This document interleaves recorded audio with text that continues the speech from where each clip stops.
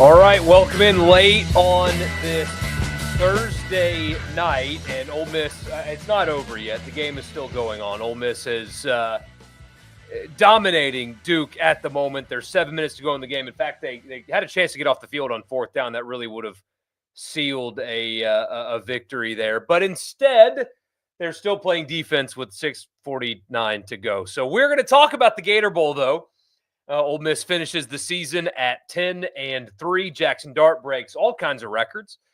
He is one of only 4 SEC quarterbacks to throw for 12,000 yards in his career. Obviously broke the single season record for Ole Miss tonight. But not only that, I mean, there's a lot to get to with this game and this season, and I want you guys to contribute as well. I know it's late. I appreciate you being here on this edition, this post-game live, this last football post-game show of the season on the Rebel Report. Again, my name is Michael Borky. Glad that you're here. Don't forget to like, subscribe to the podcast feed if you have not already. Just search Rebel Report wherever you get them. And if you like what you hear, leave a rating and a review. And this edition of the podcast, and every edition of the podcast, is presented by the Gregory Law Firm. DJ Gregory has got you covered. If anywhere in Mississippi, he's in Fulton, but if you're a small business owner and you need legal advice, or you're wanting to start a small business and you don't really know how to go about that, 662-397-9799 is the phone number. 662-397-9799. Also does personal injury. So if you've been personally injured, wake up tomorrow and call DJ Gregory at 662-397-9799. The Gregory Law Firm and DJ Gregory presenting the Rebel Report. So at this moment, I'll do the box score house cleaning thing like we always do, and then we'll get to your comments. At this moment, Ole Miss leads 45-7 in the game, and Jackson Dart will start there. So far, I assume he's done playing, but they might let him roll out there again. Going into the game, they made it clear that he was going to go out on his own terms. Maybe Lane Kiffin, is going to kind of force him to not play anymore. He's taken some hits tonight. He's played exceptionally well, and I don't know. We'll see. But right now, as of this recording, he's 26 of 34 for 335 and 3 touchdowns, and he was outstanding. He was absolutely outstanding tonight. Look, I know it's the Gator Bowl, and I know it's Duke and all that stuff, but this is, just a perfect way to go for a quarterback. Okay, let me rephrase that. A perfect way to go would be winning a national championship. My point is to have this game and to play this well for his last game in an Ole Miss uniform, to break the records, to have 29 wins in 3 years as a quarterback. Just an outstanding way to end a really, really great career at Ole Miss. I mean, again, just outstanding tonight. Placed the ball well, ran the ball well, had probably the best throw of his career, rolling out left across his body. Deep throw. Saw a couple of NFL scout guys notice that throw in particular. Probably the best throw of his career happened in the last game of his career, but he was outstanding tonight, and that's a really good way to end a final look for Ole Miss fans at Jackson Dart, the quarterback, to play this well on his way out the door. It is really cool. It's really fitting. I know this season is going to be filled with what if and things like that, but there's no denying that Jackson Dart came to Ole Miss and made Ole Miss football better as its quarterback over 3 years. There's no denying that. And, played tough as hell, played through injuries, won big games, did a lot of really good things at Ole Miss. I know the debate's going to come, especially in the offseason, like where his position is, and I'm sure a lot of people are doing it right now in terms of all-time greats at Ole Miss. I don't know if we should do that debate tonight. Maybe that's something that we reserve for the offseason. But, he's a Mount Rushmore guy at Ole Miss for sure. Just an outstanding career. And I really like the way he plays the game of football as Duke scores kind of a garbage time touchdown there. So 45-14 will be the score. But a fitting way to end an outstanding career playing as well as he did tonight. He'll be a legend forever at Ole Miss, and he should be. He really should be. And it was good to see him go out that way. Receiving, Kaden Lee led the team in catches. Jordan Watkins had 111 yards receiving. That 51-yard pass from Dart, again, rolling out to his left, and that's 51 yards in the air. So that's 50 air yards rolling out to his left across his body, hit Watkins there. So he led the team in receiving with 111. Lee had 8 catches for 57 yards. Bentley had 4 catches for 30 yards. More on that in a second. Daquan Wright, he's going to be a star for Ole Miss next season. He quietly had an exceptional season at the tight end position for Ole Miss. Priestcorn had a trio of catches as well. Juice Wells had the long catch for a touchdown. Even Logan Diggs caught a catch out of the backfield for Ole Miss. Rushing, Bentley led the team in rushing, 14 carries, 70 yards, and a couple of touchdowns. That's 5 per carry. Dart added 41 himself. Pegues had a first down on the opening possession, and Ole Miss ran for 122 yards on 28 attempts. That's 4.5 per. So a fine day rushing as well. Trey Washington, really consistent player for Ole Miss. In his last game, leads the team in tackles. He was very good tonight. That defense was absolutely dominant. So here's some of the numbers for Duke. I know they just got a garbage touchdown, but Duke ran for 44 yards tonight on 1.9 per carry. 1.9 yards per carry. Duke's quarterback is talented. He had a nice night tonight, despite being under duress basically the entire game. I mean, basically the entire game, almost every snap. But he did well. He did some good things, and I was actually impressed with Bellin or Berlin. It doesn't matter. He's not starting for Duke next year anyway. But I did actually like the way he played, and if he hits the portal, I feel like he would have somewhere to go to play if he didn't want to stick around at Duke. So Ole Miss gets the win. That's a couple of box score things. I do want to say too, on top of Dart playing and playing well, kudos to whoever was involved in the decision making for Ole Miss to have these players play, and not only play, but they played hard in basically the entire game. So whether it was just the Grove Collective or a combination of the Grove Collective and Kiffin and Golding and staff's culture that they've built and the character of the players or all of the above, somewhere in between, I think it's awesome. I really do think it's awesome in the era of opt-outs and bowls don't matter to have a situation where you have guys like Walter Nolen and Princely and Amos and Ivy, who was really good tonight, and Pegues, and all of these players that could have opted out. And I know I understand the backloaded part of the Grove Collective contracts, but some of these guys could have gotten an agent to give them money to not play. I promise you, some of them could have. But to create a situation in which they had all of these guys play in the Gator Bowl, kudos to all of them. Everybody involved in the decision to allow that to happen. Ole Miss did not make a mockery out of their bowl game. There was one opt-out, and Trey Harris didn't play because he's hurt. And there goes Logan Diggs for a nice run up the middle. But kudos to all of them. Everybody involved in this. It was awesome to see this number of high-caliber NFL players play in a quote-unquote meaningless bowl game anyway. I enjoyed watching Walter Nolen play tonight and all of these guys. I enjoyed watching all of them play tonight, and it was awesome to see that, frankly, in this era in which this just doesn't happen this way anymore. And it wasn't all perfect. You had that goofy fake field goal on the opening possession. I mean, what the hell was that? But I don't want to beat this dead horse too much. I really don't, because this is a night in which Ole Miss won a football game. So talking about the games in which they did not is not fair to you, the listener. I don't think you want to hear it too much.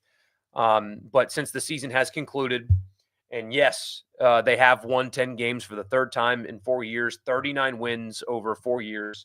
It's an outstanding run, and I don't think the program's going to fall off a cliff. I think that you're witnessing sustainability within a football program. Look at their recruiting class and who they've added so far in the portal. It's a top 3 portal class, and they're not done adding there either. I think that you're witnessing sustainability right now. 39 wins over 4 years in this era is the definition of sustainability.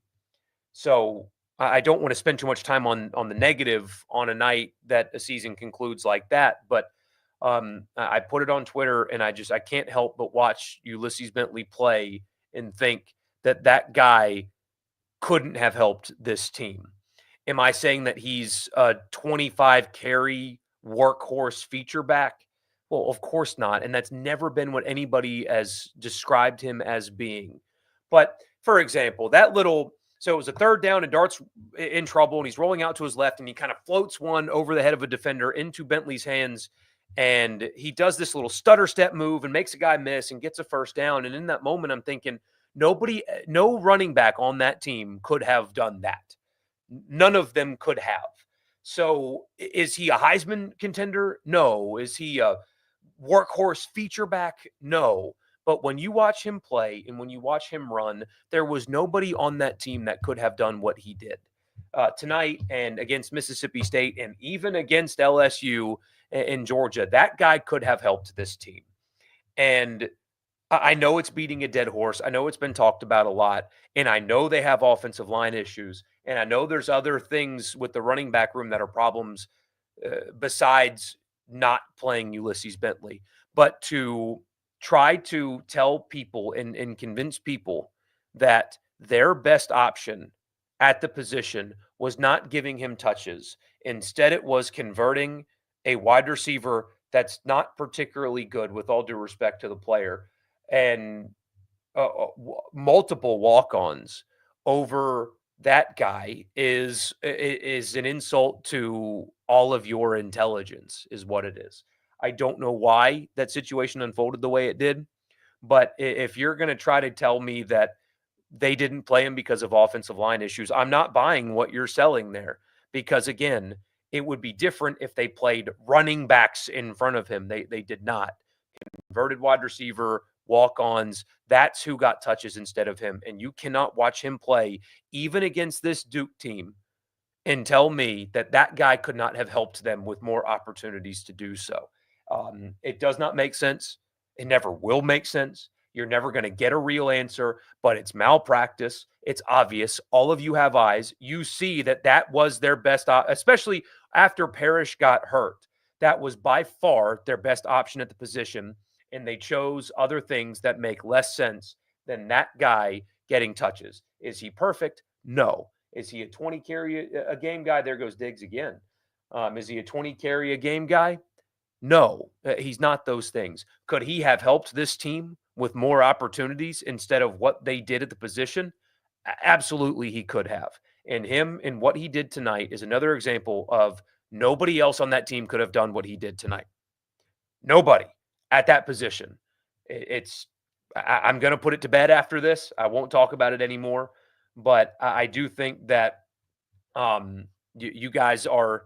Some people disagree with this. That's totally fine. I think you guys are owed an answer. You're not going to get one, but I think you're owed an answer. I think you shouldn't let it go because it's mismanagement, and there was too much invested into that team to have something like that happen. So there you go. That's it. But overall, good night, dominating night. Does this mean that Ole Miss should have made the playoff?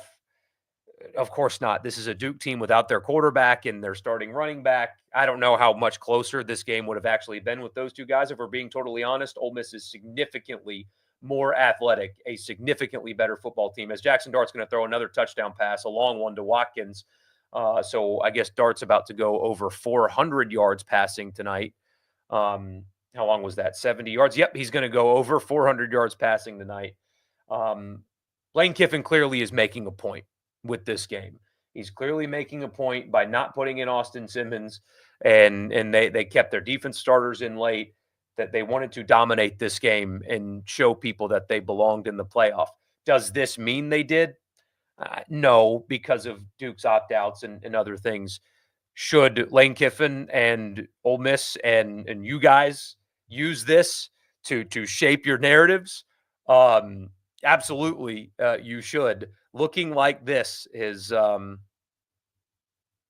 to allow a lot of justification for the way Lane Kiffin acted, especially on social media over the last couple of weeks. So 52-14 the score now in this game, but clearly they wanted to make a point and completely dominated this game against a 9-win Duke team. and to kind of show everybody that they think that they belonged. So we'll get to your comments after I tell you the podcast is brought to you in part by Advantage Business Systems. Check them out online at absms.com. Advantage Business Systems has you covered for all of your Mississippi office technology needs. Tell them I sent you. You'll get a complimentary office technology assessment. So you tell them what you need and what your budget is, and they will find a solution for you on me. That's Advantage Business Systems, absms.com. Thankful to have them and Priority One Bank back for another year. If you guys want to be a part of this, if you have a business and you want to be a part of this, send me an email. Borky@supertalk.fm is how you do it. There's a reason Priority One Bank and Advantage Business Systems are coming back, because this works. If you want to reach out to DJ Gregory and ask him, he'll tell you that this works. If you want to be a part of it, I've got one more slot available, frankly, is all I have. But you can have your business a part of this. I can prove to you that it works. So check it out. But glad to have Priority One Bank and Advantage Business Systems back with us for another year. To the comments we go. Thanks for all your hard work this football season. Appreciate you and the content. Appreciate you, Craig. You're awesome, man. Thank you. Big basketball game this weekend. It's a huge, huge, huge game for Ole Miss this weekend. They can really. Is Duke about to return this back for a touchdown? Oh, they are. Duke returned the kickback for a touchdown. So 52-21 is what it's going to be now. Now Lane's going to be mad and put Dart back in and throw the ball around and try to go score again. Anyway, but yeah, it's really big. I mean, Ole Miss can really they have a couple of opportunities in these first 4 games to get some wins to start building that resume. The magic number is 8. Get to 8-10, and they're making the tournament. I think the path gets murky without a home win over Georgia and that. So say hotty toddy, proud of this team and the way they finished. Says a lot about the culture and the leaders of this team. Yeah, it does, right? I mean, I would say half empty stadium. It's not even a half empty stadium. It's quarter full. It's Duke. It's Ole Miss blocks the extra point, and they're going to return it back for 2, aren't they? Oh no, he gets tackled by the kicker. He gets tackled by the kicker, kinda. That's funny. So 52-20 now, going to be the final score, it seems. But yeah, it's an empty stadium. They obviously didn't make the playoff, and yet the team was totally intact, and they played sharp and executed from the jump and completely dominated this game from start to finish. That absolutely does speak to attitude and culture and things like that, for sure. Sup, Lom? Glad to see you, man. Glad I started early. These announcers were getting hard to listen to. Pete Golding didn't end well at Alabama and constant playoff talk while missing the big moments on the call. Yeah, I mean, I guess Alabama fans didn't like Pete Golding, but I wonder if they would like to have him back. I wonder. Pete Golding did an excellent coaching job this season. Just outstanding. It's almost as if he's really good, and Alabama fans had completely and totally unrealistic expectations of a defensive coordinator in an era that leads to giving up more points. But if you look at Pete Golding's time at Alabama and you look at all of the stats compared to the rest of college football, they were still elite level defenses. It's almost as if he's really good at his job and the greatest college football coach of all time kept him employed for a reason. So who was left out of the playoff again? Because 2 of the 3 teams who said they were left out couldn't even win their bowl games, which you'd assume they'd want to win to prove a point. Well, Ari Wasserman's been on this, and he's spot on. Alabama was the wrong team for SEC people to be promoting as the team that should have made the playoff. Ole Miss's resume was better than Alabama's.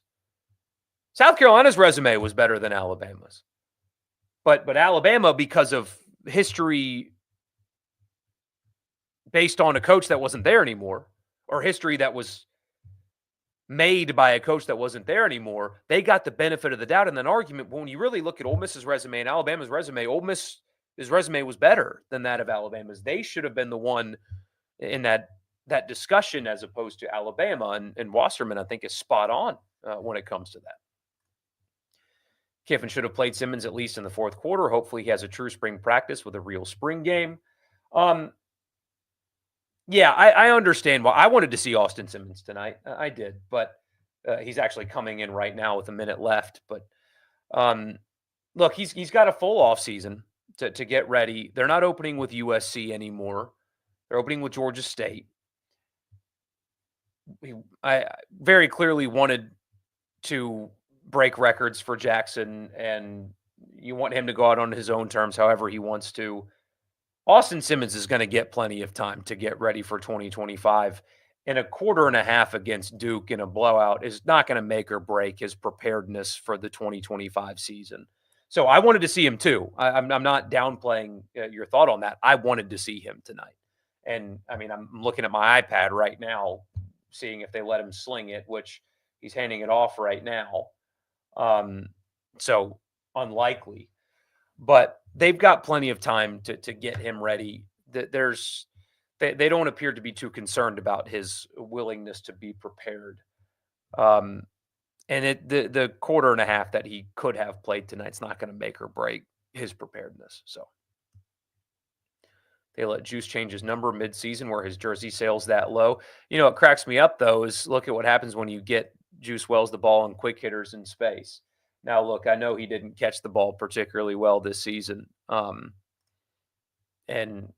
he had a drop tonight too. But that was more what he is built for, as opposed to just throwing vertical into coverage with him. That slant and run is what they should have been doing with him all season.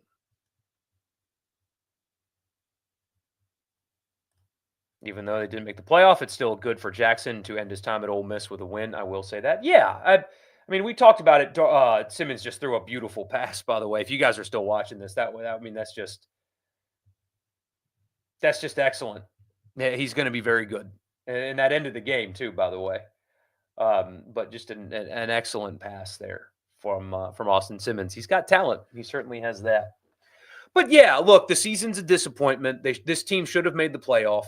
They should have made the playoff, and they did not. But ending with 10 wins again, and again, 39 over 4 years is something that we've talked about a lot lately. The program is sustaining. It's in good shape. They now enter the offseason with some momentum. They won the Egg Bowl. They won their bowl game and looked dominant doing it. You've got this exciting young quarterback that you can sell to people. Austin Simmons is really exciting. I imagine that you have a fan base that's frustrated, but also I think willing to continue to buy in to what Lane Kiffin and Ole Miss is doing. At least they should be. There's a lot to look forward to after a dominating win like this and another double-digit win season, I think. Why not play the young guys? Is he trying to get them to hit the portal? No, probably. One, I think it's clear, D, that Lane Kiffin wanted to make a point and to dominate. I think that's obvious. And two, part of me wonders if you play the young guys and they look good, their price goes up. But they did, especially on the defensive line. You got Franklin and Eccles in there. Yeah, they could have played more younger guys for sure, but they're certainly not trying to get them to hit the transfer portal. I think they were trying to make a point tonight. Walter Nolen deserves to be in the conversation for all-time greats at Ole Miss. Yeah. Yeah, and especially, Bo, because of, the narratives about him. We've talked about this before, but he's playing in the Gator Bowl tonight. He could have opted out and gotten money. He could have gotten some help to cover the missing Grove Collective payment if he wanted to.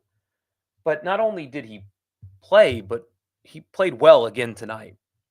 And he played hurt throughout the course of the season and was dominant on top of it all. But man, there was so much just talk and narrative about him going into this season. And maybe it was true. It could have been true. He sure as hell didn't play like it. Just an absolutely dominating season. The best defensive. I don't have the historical component like other people do. I moved to Mississippi in the fall of 2010. that was the most dominating season from a defensive lineman I've seen in an Ole Miss uniform to this point. Maybe there were better ones before. Sam Williams had an exceptional season at Ole Miss. You could argue those two. Robert Kimdichie was not what Walter Nolen was this season. True dominance in this game. Feels like Kiffin doesn't want much tape on Simmons, and there already is. Could be something to that. They do open with Georgia. If they open with USC, that'd be a little bit different, but completely different vibe with the coaching staff, and the game doesn't matter, kind of like the first 4 non-conference games. Yeah, I use the word insulting on Twitter because, man, the stuff that we talked about during the season, getting the ball out of the quarterback's hands faster to alleviate issues on the offensive line, getting the tight ends more involved, getting Bentley involved, and all of those things either didn't happen or, the conversation was around why that doesn't make sense and things like that. And look, again, I know it's Duke, I know it's the Gator Bowl, but they did all of the things that people have been talking about and questioning. Why don't they do that? Why aren't they getting the ball out of Dart's hands and into Juice Wells faster? Why are they not using the tight ends more? Why are they not involving Bentley? Why are they using walk-ons and backup wide receivers instead of this guy that clearly can do some things that nobody else at the position can do? And they do all those things tonight. It was the what-if bowl for Ole Miss tonight. Kiffin was being tongue-in-cheek about Dart requesting a waiver, but how long until players start to challenge the 4-year eligibility rule in court? It's coming soon, this offseason. The Pavia thing opened up doors for that, for sure. For sure. Golding isn't just good because of coaching. He's a great recruiter as well. Absolutely. Yeah, there's both of those things. I know the SEC is having a bad postseason, but the ACC should be relegated to Group of 5.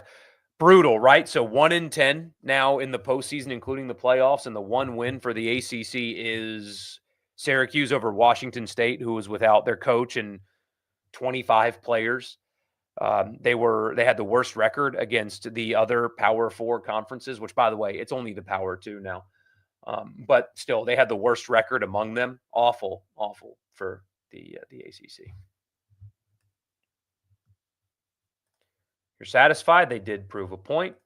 The follow-up to that was, that's Cope. The offensive staff needs changes badly. Yes, I don't think a performance against Duke just erases the struggles that they had, especially in the second halves of their 3 losses in which they combined for 1 touchdown in those 3 games. There are still issues offensively despite their dominating performance tonight. There needs to be some kind of material change, whether it's coaching, whether it's scheme. That's for the $10 million guy to figure out. But yeah, tonight doesn't erase their offensive deficiencies that they had this season. That last play by Kiffin is filthy. You love it. That is, it's pretty diabolical. It is pretty diabolical. But man, it was, it's a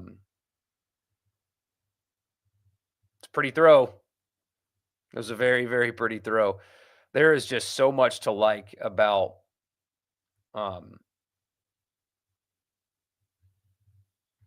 the future at the quarterback position. And apparently, as I'm reading right now, apparently the announcers did not like that they threw the ball with Simmons there late, but whatever. Oh, you guys got to see this. This picture of Walter Nolen sipping on a coffee. I got to show this to you. Oh my gosh, this is so funny. Let's see, share screen, right? That's what I have to do.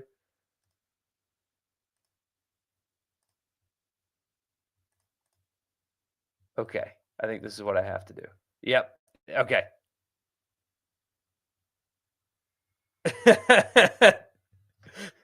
Walter Nolen just hanging out, sipping on coffee on the sidelines. Oh man, that's funny. That's funny. Walter Nolen, coffee guy. Good to know. You saw Kimdichie pancake a lineman on Alabama in 2014. I saw Walter Nolen do that basically every week, man. Yeah. I'm not downplaying what you said, but I think that Walter Nolen is everything that people thought Robert Kimdichie could be. Now, Kimdichie had moments, right? And he was doubled and tripled a lot. Like he was a physical freak, but I don't think he did what you saw there. Compartmentalizes the Bentley deal. Yeah. I talked about it early, and it's just it is beating a dead horse. I know, but I do think that you guys shouldn't let that go. That's just my opinion. I don't think you should let that go. Um, but that's just me. Lee is so underrated. Yeah, he's going to be a guy that is going to be very little talked about this offseason in SEC circles. And you're going to look up next season and he's going to have 1,200 yards receiving. I mean, just runs good routes and catches the football. And frankly, he's good. He's really good after the catch, despite his size. I mean, it seems like he's always falling forward. Like it's like he knows how to take hits, right? Where I'm really impressed with his entire game. And yeah, he'll be that guy this offseason that is not getting talked about and just simply not getting talked about enough. And he's going to have a monster season. Say Simmons has gained over 4 inches in height since he got to Ole Miss. He was Tua size when he got here. I'll take your word for it. I'm sure he's grown some. He's young. You can't forget about how young he is. But I am really looking forward to the spring and those kind of things centered around. And it's not taking away from Jackson, right? It can be so easy to forget the good that you had when you talk about what you've got coming up, right? You had 3 great years of quarterback play, followed by 2 years of great quarterback play. I mean, going from Matt Corral to Jackson Dart is just it's outstanding. And the way they played the game is fun, right? The tough, kind of hard-nosed, especially Matt Corral had like that really that real edge, but Dart played with that edge as well. So when you talk about the future, it kind of feels like you're immediately dismissing the past, and I don't think that's the best thing to do either. But when you have new quarterback, an offseason in football just becomes so much more exciting. Again, with all due respect to what they've had before, but last offseason, you knew Jackson Dart was going to be your quarterback. It's the familiarity leads to not as much intrigue about the most important position on the field. Now you're going to get that kind of that shot in the arm of exciting young quarterback again. So you say great win for the Rebs. Certainly a dominating one for sure. Point proven. Say thanks for a great season. Always enjoyed the shows. Thank you, Bo. Thank you, man. I'm really appreciative of you. A lot of you and the handful of others that have been here from the jump. You guys are awesome. We are going to do basketball content though. We are. I've got a baby's birthday party to go to on Saturday, but we're going to do basketball stuff as well, especially if the team keeps being in position for the NCAA tournament. We're going to do some extra stuff around basketball too. So, say the future is bright at a handful of spots. Not condoning that last touchdown, but man, Jackson's your quarterback. The guy loves us. He helped us win more games than any other Ole Miss quarterback. Season's a disappointment, but man, they're close.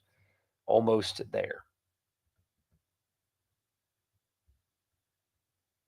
You appreciate everything Dart gave to Ole Miss, but you would have liked to see him play meaningful snaps today. Talking about Austin Simmons, of course. Kaden Lee will be Elijah Moore 2.0 next year. We don't talk enough about how special Elijah Moore's season was. SEC competition only and broke records in a reduced schedule plus an opt-out. I mean, played 8 games, right? Because opted out of the LSU game and didn't play in the bowl game. Right? Isn't that what happened? Either way. His numbers that season were unbelievable. I feel like Kiffin needs a 9-win season so the fan base feels Hugh Freezed, but at the same time, new quarterback, but they kept singing his praises. Rebecca, I'm going to be honest. I have no idea what you're trying to say there. I appreciate you being here, though. Simmons is going to be the quarterback, no question. Absolutely not. Absolutely not that there's a question. There's absolutely no question in that Austin Simmons is going to be the quarterback for Ole Miss. Yeah, that's their portal recruiting strategy or lack of success tells you that. I mean, he's absolutely going to be the starter next year. Wish they would have played Simmons after halftime. I understand that.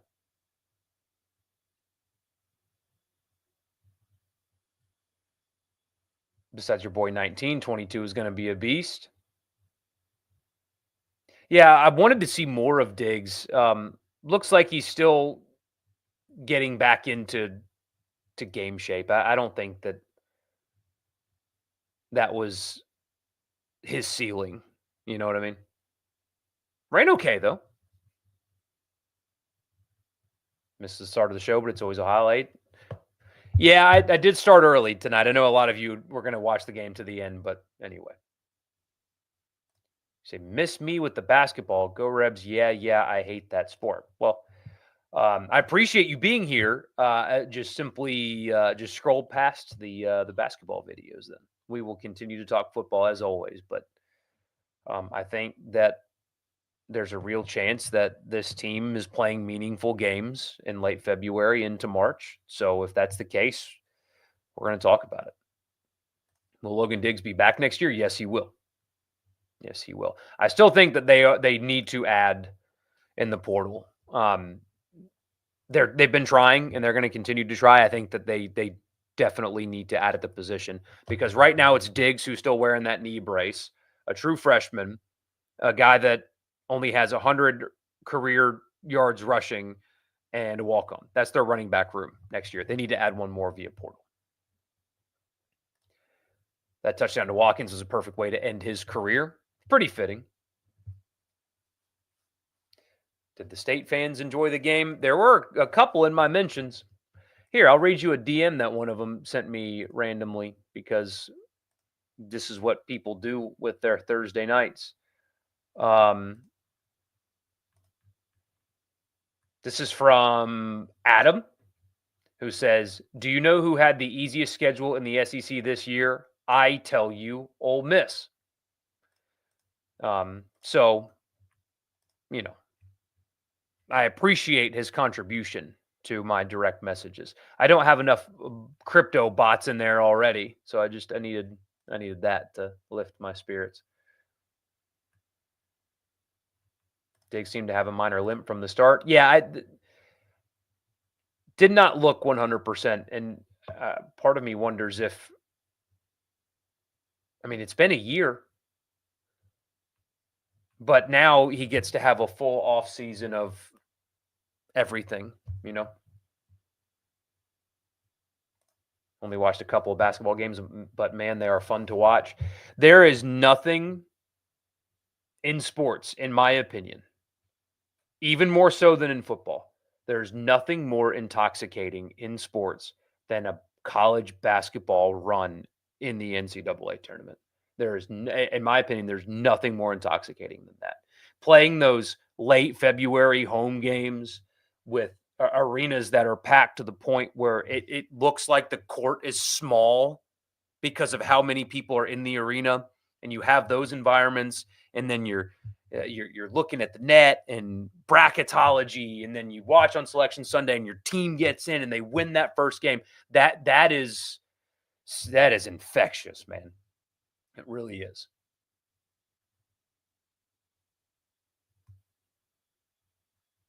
Oh, I see now. You say you just mean how Hugh Freeze would win big one week, then lose a game he shouldn't next week. Feel like the fans' funding will get frustrated if 2025 underachieves. That's something that we'll have to wait and see on. Setting expectations for 2025. I do like the schedule. I think it sets up okay. I mean, it's basically the same schedule, just flip-flopped, right? They have 8 home games, Washington State. Austin Simmons is going to get thrown into the fire early with a week 2 trip to Kentucky. But it depends on how they close in the portal before we set expectations for 25. What do I think they really need to concentrate on in the portal? Defensive backs. They need secondary help. They need a running back. They need secondary help. Offensive line always, but man, there's just not that many good ones in the portal right now. I mean, that's kind of the theme of this year's portal is player retention for a lot of schools is going well, it seems. There's not as many high quality players in the trenches in the portal, it seems, than there was a year ago. I think schools are more desperate because the stuff you hear about the dollar amounts being spent on average to below average linemen is kind of nuts, but they're the only ones that are available, and you need linemen. So I feel like the talent's a little bit lesser this year, but defensive backs, they need a running back. They need a backup quarterback or somebody in the quarterback room. So they really need a defensive tackle or two. Don't trust a bunch of young guys to be SEC ready. Here's the thing, though. At some point, you got to play them. At some point, you've recruited them. They were in last year's recruiting class. So next year, you've got redshirt freshmen or true sophomores. You need to be ready to play. They had 4 blue chip defensive linemen in last year's recruiting class. It's time for those guys to play. And you've got Xavier Harris returning as well. That's a big help. It's time for them to play. What's the point of recruiting high school guys if you're not going to play them? Say 10-2 is the goal. Again, the goal, sure, but realistic expectations are different than the goal, right? The goal is to make the playoff. But I don't think at this moment it's a playoff or bust conversation about this team when you're breaking in a new young quarterback and replacing as much as they're replacing. It's going to be a different conversation this offseason.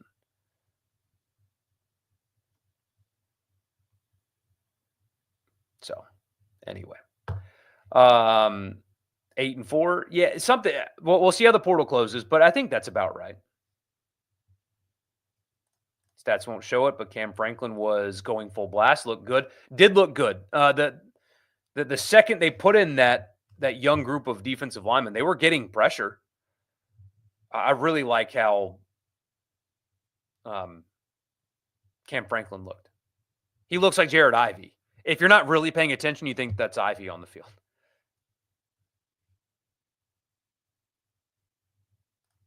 You're going to dream of Leonard, the keeper, 1st and 10, despite the Ole Miss game tonight. Yeah. You guys need to be prepared for national champion Notre Dame, by the way. What are the expectations for next year? I mean, what needs to happen for everyone to be disappointed again? Let's wait until after the spring. I know that's tough because with the first thing that we want to talk about is, what's next? What's next? What's next? What should we expect from next year? It's just we don't know who's going to be on the team yet. And until we do, there's no way of realistically setting those expectations. But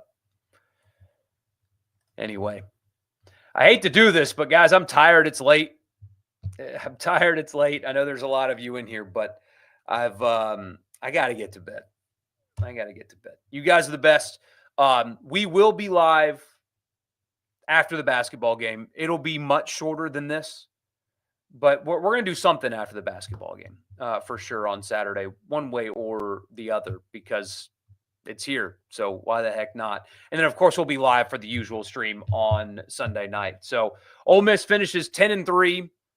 The 3rd double-digit win season in 4 years with a dominating win over Duke in the Gator Bowl. And Jackson Dart goes out a winner, which is fitting for his time at Ole Miss. Thank you guys so much for tuning in. Don't forget to like, subscribe, and all that good stuff. And I will talk to you again after the basketball game on Saturday. Talk to you then.